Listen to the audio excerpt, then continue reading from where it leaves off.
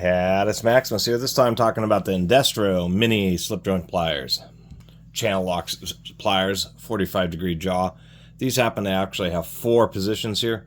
Number 3411, Indestro Manufacturing Corp, coming out of Chicago. Actually out of stamped sheet steel, which is, for a tool like this, is actually just fine. When you do forge tools, even small tools, when you crush the hot metal, it forces the flow and kind of aligns the grains with the shape of the actual tool, making it a little bit stronger, but making them out of sheet metal can be good too, because the sheet metal can be highly controlled alloy, and being rolled also elongates its crystals and can be pretty darn strong. I used to really hate stamped sheet metal products, but depending on the item, I've learned that it really doesn't have to be so bad. The one thing that really sets this apart, these Indestros, is this rivet.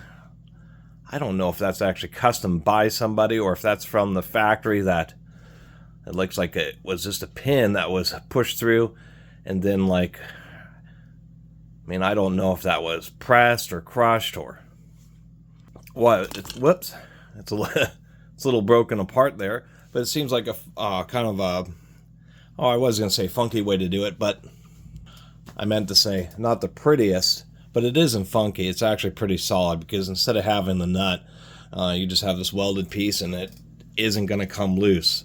All of these other little pliers, like, you know, these, I think these are Star Wills. These are like the heavy duty version of a mini set of pliers here. But nonetheless, they all have nuts. They all potentially can get loose, and these don't.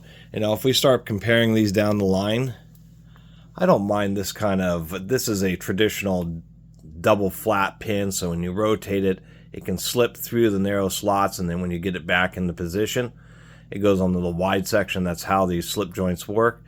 And they're generally okay, but under certain situations, especially if you're gripping really hard, it can cause this to bow out a little bit.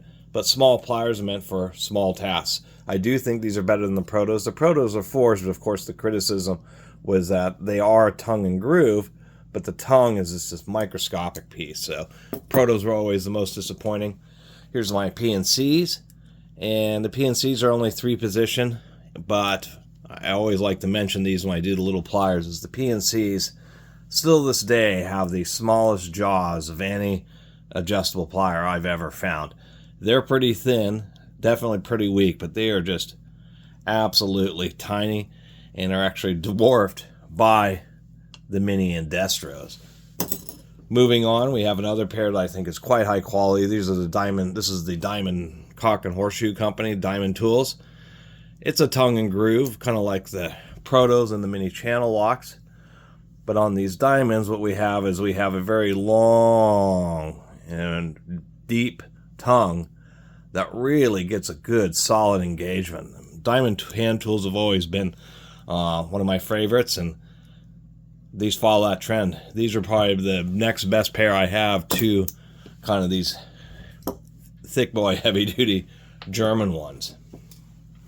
Moving down the line, we actually have the genuine channel lock brand, which are also pretty heavy duty, pretty nicely designed. I'd say between the diamond and the channel locks, they're probably about the same quality.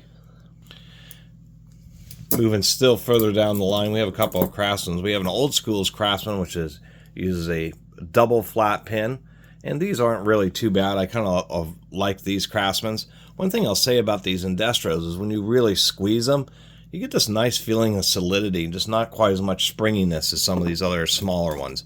Although I admit the channel locks are pretty rigid, and so are the diamonds.